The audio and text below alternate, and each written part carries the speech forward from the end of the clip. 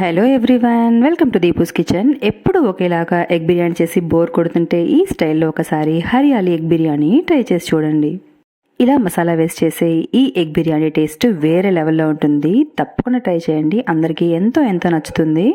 అంతేకాదండోయ్, తప్పకుండా ట్రై చేసి నచ్చితే ఒక లైక్ ఇవ్వండి, ఫ్రెండ్స్ అండ్ ఫ్యామిలీస్కి షేర్ చేసి నన్ను సపోర్ట్ చేయండి, ఓకేనా? రెసిపీలోకి వెళ్ళిపోదాం. మరి ముందుగా ఒక మిక్సీ జార్ని అయితే తీసేసుకుందాము. ఇందులో ఓ పావు కప్పు పచ్చి కొబ్బరిని వేసుకొని కారానికి సరిపడా నేను ఒక 5 పచ్చిమిర్చిలను యాడ్ చేస్తున్నాను. మీరు అడ్జస్ట్ చేసుకొని వేసుకోండి. 2 ఇంచుల అల్లము, ఒక మొత్తం వెల్లుల్లి ఇలా రెబ్బల్ని తీసుకొని వేసుకోవాలి. చేతి నిండా పుదీనా, కొత్తిమీర, అలాగే పాలకూరను కూడా వేసుకోవాలి. వీటి వల్ల పులావ్కి మంచి రంగు రావడమే కాకుండా టేస్ట్ అయితే చాలా బాగుంటుంది అండ్ హెల్తీ కూడా. అలాగే ఓ 2 లవంగాలు, 2 యాలకులు, అలాగే ఓ 1/2 టీ స్పూన్ అంతా సోంపును కూడా ఇక్కడ యాడ్ చేసుకోవాలి. చిన్న దాల్చిన చెక్క ముక్కను కూడా వేసుకుందాము.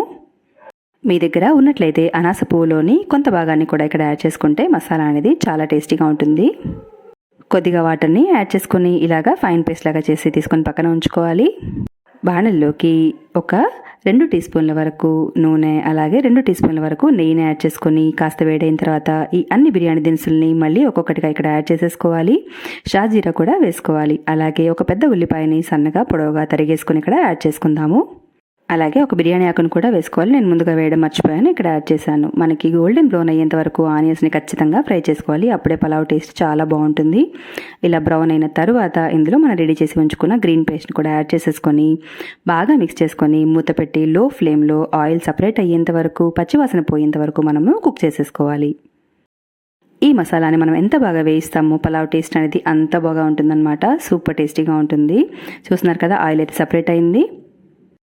ఇప్పుడు ఇందులోకి ఒక టమాటా ముక్కలు, అలాగే క్యారెట్, బంగాళాదుంప ముక్కలు నేను యాడ్ చేస్తున్నాను. ఆప్షనల్, వేసుకుంటే వేసుకోవచ్చు, లేదంటే మానేయచ్చు. అలాగే ఇందులోకి సరిపడా 1 టీ స్పూన్ అంతా ఉప్పుని యాడ్ చేస్తున్నాను. కొద్దిగా పసుపును కూడా యాడ్ చేసుకొని ఒకసారి బాగా కలిపేసుకొని తీసుకుందాము.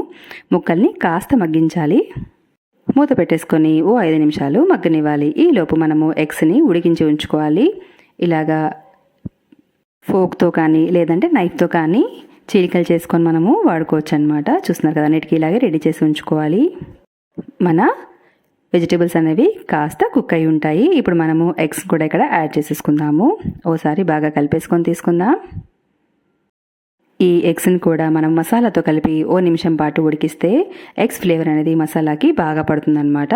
చూస్తున్నారు కదా, ఆయిల్ సపరేట్ అయింది. ఇప్పుడు 1 కప్పు బియ్యానికి 2 కప్పుల వరకు కొలతతోటి వాటర్ని మనము యాడ్ చేసుకోవాలి. నేను 2 కప్పుల బియ్యానికి 4 కప్పులు అయితే యాడ్ చేశాను. మూత పెట్టి ఒక మరుగైతే రానివ్వాలన్నమాట. బాగా బాయిల్ అవుతున్నప్పుడు మనము అరగంట ముందుగానే నానబెట్టి ఉంచుకున్న బియ్యాన్ని ఇక్కడ యాడ్ చేసుకోవాలి. 2 కప్పుల బియ్యాన్ని నేను సోక్ చేసి ఉంచానన్నమాట. వాటిని ఇక్కడ యాడ్ చేసేస్తున్నాను. ఓసారి బాగా మిక్స్ చేసేసుకొని కావాలనుకుంటే ఒకసారి టేస్ట్ చేసుకుని సీజనింగ్ని మీరు ఇక్కడ అడ్జస్ట్ చేసుకోవచ్చు. ఉప్పు కావాలంటే వేసుకోవచ్చు. మనం ముందుగా 1 టీ స్పూనే వేసాం కదా, సో ఇక్కడ కాస్త పడుతుంది. అలాగే 1 టీ స్పూన్ అంతా బిర్యానీ మసాలాను కూడా వేసుకోవాలి. ఇది కంప్లీట్గా ఆప్షనల్, వేసుకుంటే బాగుంటుందన్నమాట. ఒకసారి బాగా కలిపేసుకుందాము. హై ఫ్లేమ్లో మూత పెట్టి ఓ 5 నిమిషాలు కనుక ఉడికించామంటే మనకి అన్నం అనేది బాగా ఉడికిపోయి దగ్గర పడుతుంది. సో చూస్తున్నారు కదా, మనకి దాదాపుగా వాటర్ అయితే ఎవాపరేట్ అయిపోయింది. ఇప్పుడు ఇందులో అరచెక్క నిమ్మరసాన్ని పిండేసుకోవాలి. అలాగే 1 టీ స్పూన్ అంతా నెయ్యిని కూడా వేసుకొని ఒక్కసారి ఇలా అక్కడక్కడ మనము కలిపేసుకొని ఆ తర్వాత మూత పెట్టేసుకోవాలి. ఏదైనా ఒక పాత పెనాన్ని తీసుకొని దాన్ని బాగా వేడి చేసేసుకొని దానిపైన ఈ పాత్రను ఉంచేసుకొని దమ్ పెట్టేసుకోవాలి. పైన ఏదైనా బరువును ఉంచుకుంటే దమ్ బాగా అవుతుంది. 10 నిమిషాలు హై ఫ్లేమ్లో, 10 నిమిషాలు లో ఫ్లేమ్లో, అలాగే 5 నిమిషాలు వదిలేసి ఆ తర్వాత మనం ఓపెన్ చేసి చూసుకుంటే మనకి ఎంతో టేస్టీ అయినా పర్ఫెక్ట్గా ఉడికిన పొడి పొడిలాడే ఎగ్ బిర్యానీ అనేది రెడీ అవుతుంది. చూసారు కదా, పొడి పొడిలాడుతూ ఎంత బాగుందో. టేస్ట్ అయితే వేరే లెవెల్ ఉంటుంది. ఇలా ఒకసారి ట్రై చేసి చూడండి. ఎప్పుడు ఇలాగే చేసుకొని తినాలనుకుంటారు. పిల్లలకి కూడా చాలా చాలా నచ్చుతుంది. ఇంట్లో అందరూ మెచ్చేసుకుంటారు. సింపుల్గా రైతా అండ్ సలాడ్తో సర్వ్ చేసుకుంటే చాలా చాలా బాగుంటుంది ఈ హరియాలి ఎగ్ బిర్యానీ. ఎలా అనిపించింది రెసిపీ? నచ్చింది కదూ? సో తప్పకుండా ట్రై చేయండి. నచ్చితే ఒక లైక్ చేయండి. ఛానల్ని సబ్స్క్రైబ్ చేసుకోవడం మర్చిపోకండి. Thanks for watching.